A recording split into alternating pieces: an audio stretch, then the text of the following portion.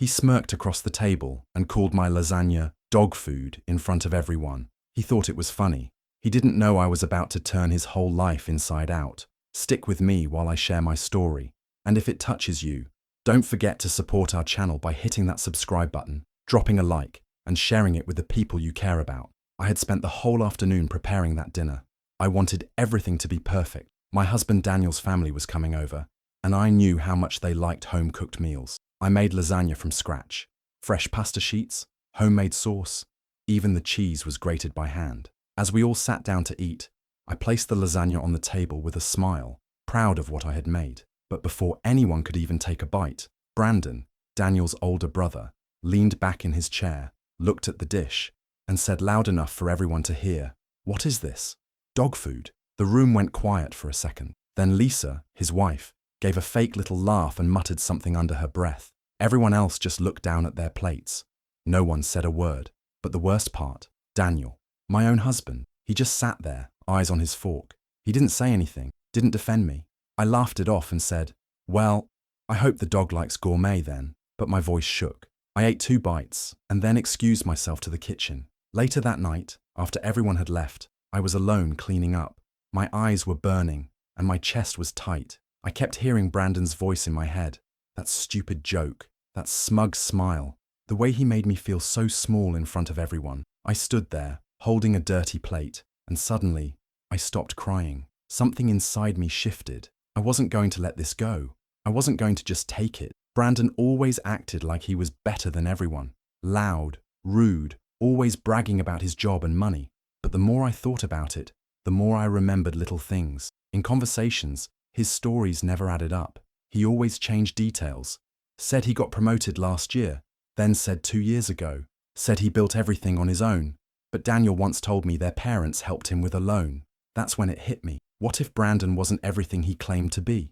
I made myself a cup of tea, sat down at the kitchen table, and opened my laptop. It was time to do some digging. He humiliated me over dinner. But soon, he'd find out I'm not just some quiet housewife. I was about to uncover exactly what Brandon was hiding, and this time I'd be the one smiling. Every time we went to a family gathering, it was always the same. Brandon walked in like he owned the place. Everyone smiled wider when he spoke. They laughed louder at his jokes. He was the golden son, the one who had it all together, the successful job, the big house, the perfect family. He was self-made, or at least, that's what he told everyone. I started paying more attention after the lasagna dinner, watching, listening, and I noticed something. Every time someone brought up Brandon's job, his story shifted just a little. One time, he said he started at the company 5 years ago. Another time, it was 7. He said he got promoted after leading a major project, but then later said it was because he impressed the right people. His stories didn't match.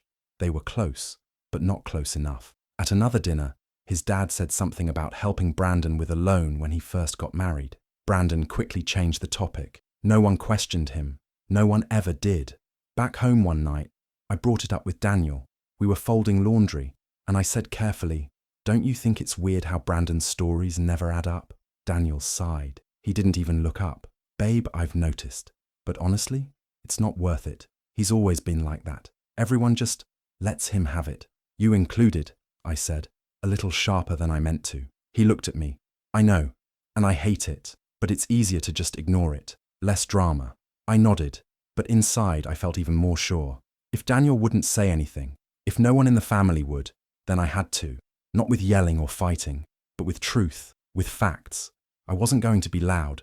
I was going to be smart, careful, quiet. They all treated Brandon like some perfect star, but stars can fall, and I was going to be the one to bring him down, one piece at a time.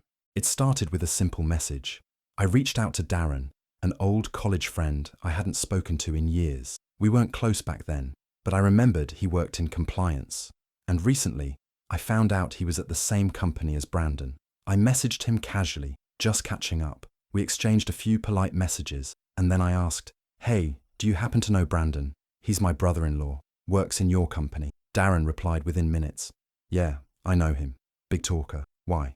I paused for a second, then typed, "Just curious. The family's always bragging about how successful he is. I've always wondered what he's really like at work." Darren sent a thinking emoji, then followed it up with, "Between us, he just got promoted, but not everyone's happy about it. He kind of stole credit for a project someone else led. It was a mess. My heart thudded. I stared at my phone, rereading the message. I typed slowly. Wow, that's shady. Office politics, Darren replied. Anyway, you didn't hear it from me. Then came the warning.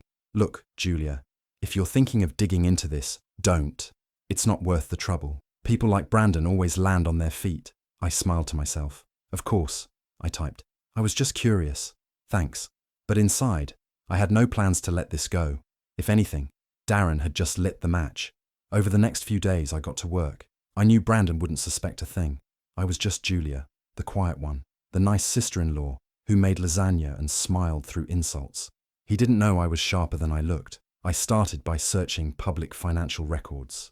It was slow, but I was patient. I looked into the firm's press releases, annual reports, and internal newsletters that were posted online. I found names of team members, tracked project timelines, and compared them to Brandon's public claims. There were inconsistencies. Brandon had been credited in one newsletter for a software integration project, but the name listed as project lead in an earlier report, someone else, a woman named Aisha. When I looked her up, I found she had recently left the company. Interesting. I took screenshots, saved PDFs, and started a folder on my laptop titled Brandon Truth. I wasn't a hacker. I wasn't breaking any laws. I was just connecting dots, using what was already out there. Brandon had worn his corporate mask for years, but now, little by little, I was peeling it off. He thought I was just a quiet woman who wouldn't fight back, but I had already started, and I wasn't stopping anytime soon. The opportunity came unexpectedly, but perfectly. Lisa, Brandon's wife, was throwing a birthday party for her sister. It was a casual gathering, just close friends and family. I wasn't even sure I'd go at first, but something told me to show up, and I'm glad I did. Midway through the evening, while people chatted and sipped wine, I found myself sitting near a man named Peter.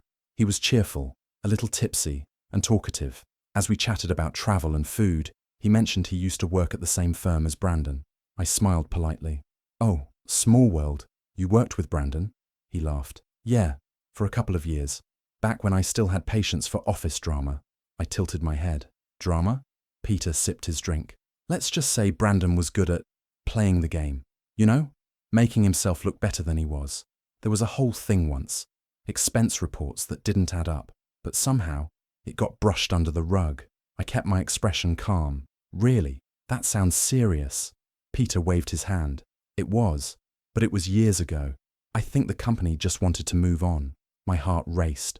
I nodded along casually, but inside, I was already piecing it together.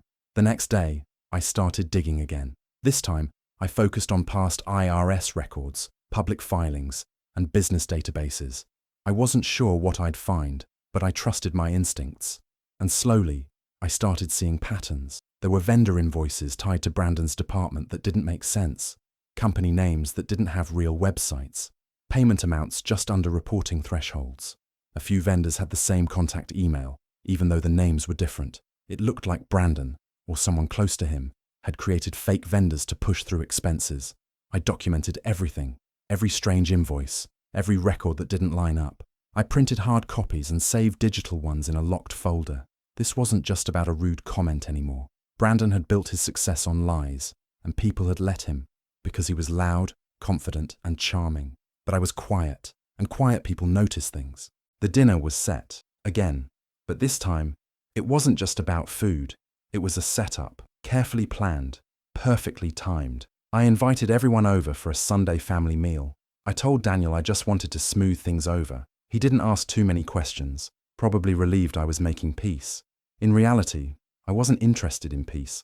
I was ready for answers. I decorated the table with candles and fresh flowers, cooked a full spread, and even baked Brandon's favorite chocolate tart. I knew what I was doing. Kindness can be disarming. And tonight, I needed him off guard. When Brandon and Lisa walked in, I greeted them with the warmest smile I could fake. Brandon, I remembered you love that French wine you mentioned. 1982 Chateau something, right? I handed him a glass. His eyes lit up. Wow. You actually remembered. This is fancy. What's the occasion? Oh, I said sweetly. Just wanted to treat the family right. As we sat down to eat, the compliments started pouring in. Brandon raved about the food, the wine, The decor. Looks like someone's trying to win Chef of the Year, he joked, elbowing Daniel. Daniel just smiled, awkward and quiet like always. Brandon, feeling like the king of the room again, couldn't help himself. The wine was working. His voice got louder, his stories more arrogant. I just closed a huge deal, he said. Top brass practically begged me to take it. You know, when you're indispensable. I nodded, playing the part. Wow, that's amazing. Was it the Medway merger? I read about that in the business journal. He looked surprised. Yeah, that one.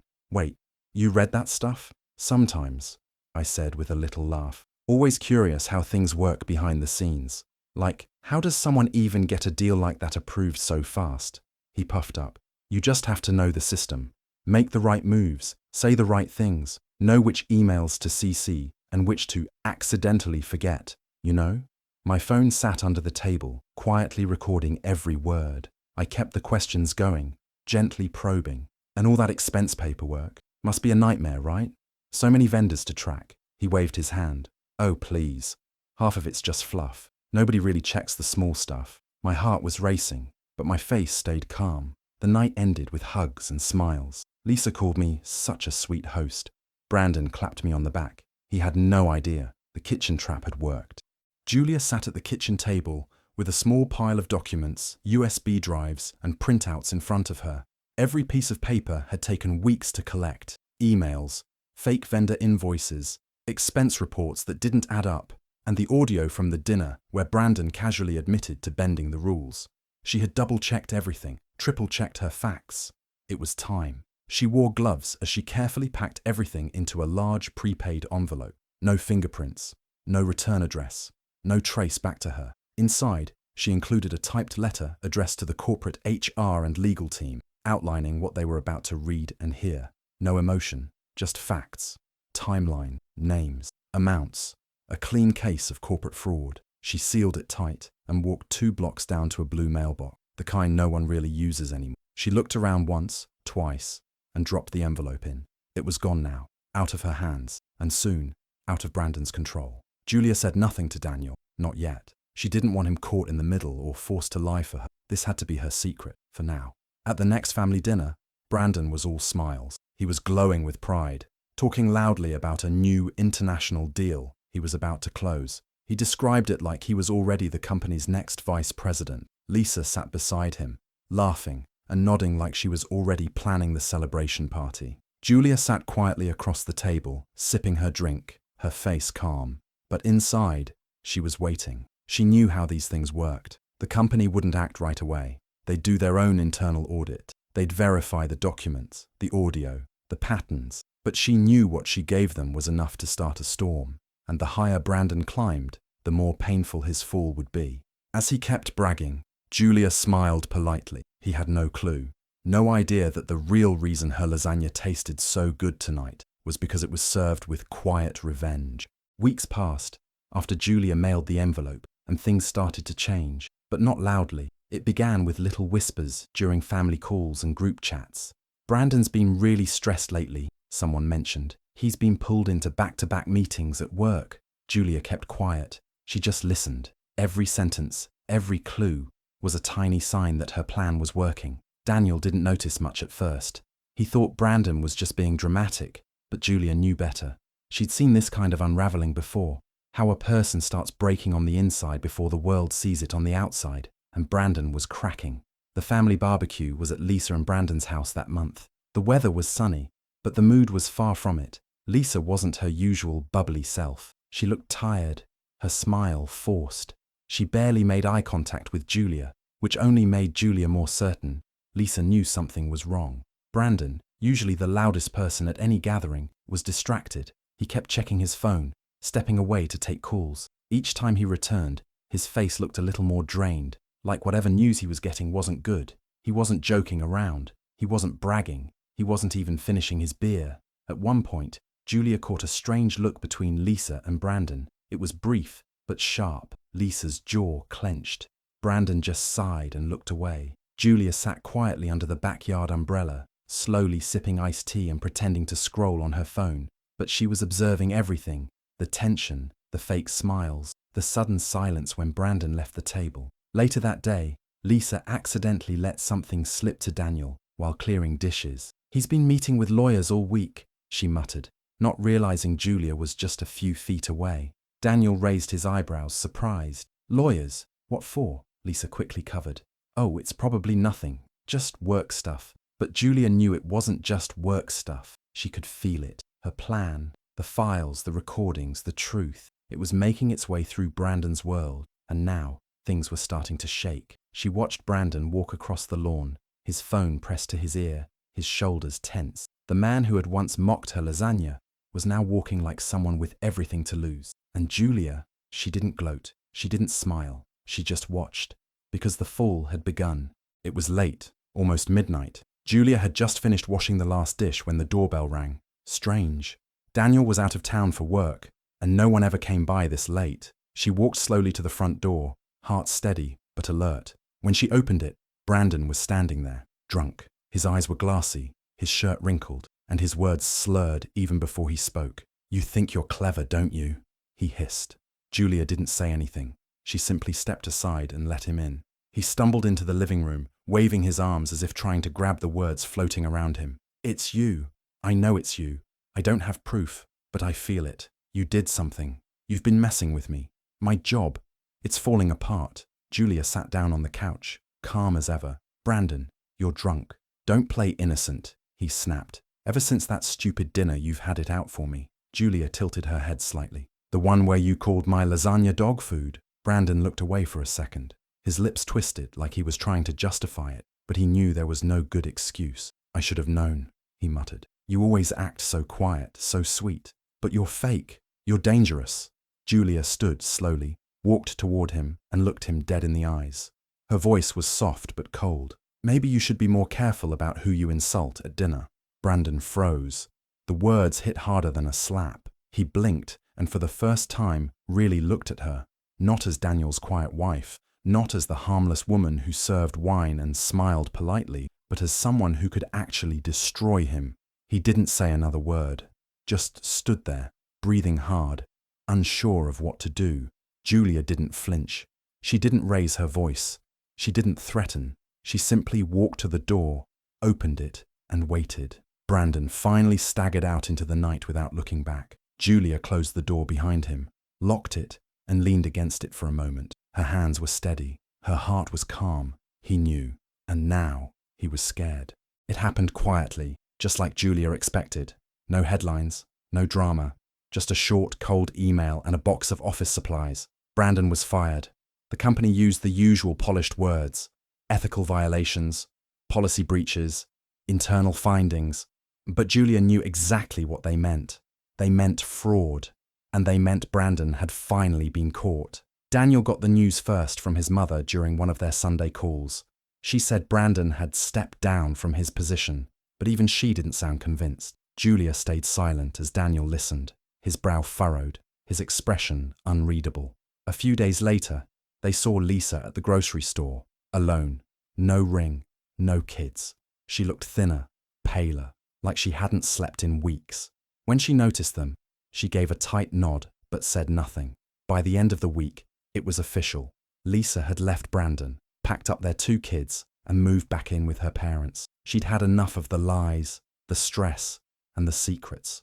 Brandon had tried to beg her to stay, but there was nothing left to save. Daniel sat across from Julia that night, quiet for a long time. Finally, he said, "You knew this was coming, didn't you?" Julia didn't deny it. She just looked at him, waiting. "You did it," he said, voice low. "You brought him down." Still, she said nothing. Daniel stood, pacing. "You could have told me, Julia. I was your husband. I had a right to know." Her voice was soft. "Would you have stopped me?" He stopped walking, looked at her. "No," he admitted, "but I could have helped you."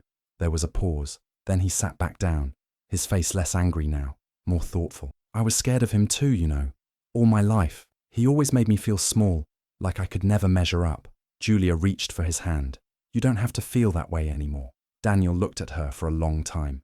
Then he said something that made her eyes sting with surprise. "I'm proud of you." Julia blinked, unsure she'd heard right. "I wish I had stood up for you sooner," he added. "But you did it. You stood up for yourself, for both of us." For the first time in a long time, Julia smiled. Not the polite kind, not the quiet one. A real, full smile that came from deep inside. She finally felt seen, respected. She finally felt free. The house was warm, filled with soft music and laughter. Julia had spent the day preparing, not just the meal, but the atmosphere. Candles flickered on the table. The scent of garlic and baked cheese floated through the air. Tonight wasn't about proving anything. It was about peace.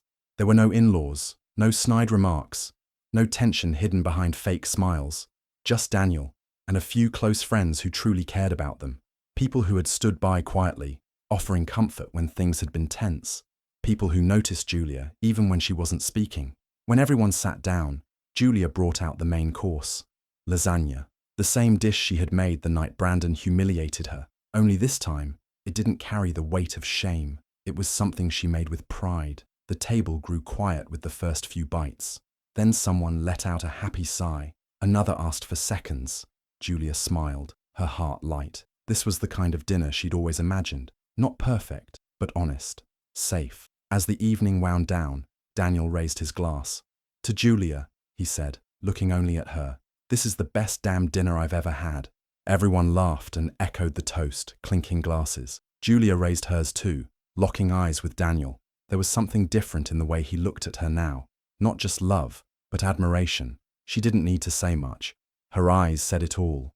She had been underestimated, ignored, mocked, but instead of shouting back or begging for respect, she had changed everything quietly, smartly. She didn't need Brandon to fall to feel better about herself. That had never really been the point. It was about reclaiming her place, in her home, in her marriage, in her own story. She'd done that. As laughter filled the room again, and forks scraped against empty plates, Julia leaned back and took it all in. Her heart was steady. Her mind was calm. She didn't need revenge anymore. She had everything she needed right here. And for the first time in a long time, she felt whole. She had already won. Do you think Julia was right to take matters into her own hand, or should she have just let karma handle Brandon? I'd love to hear what you think. Drop your thoughts in the comments. And if you enjoy stories like this, don't forget to subscribe and hit the notification bell so you never miss the next one.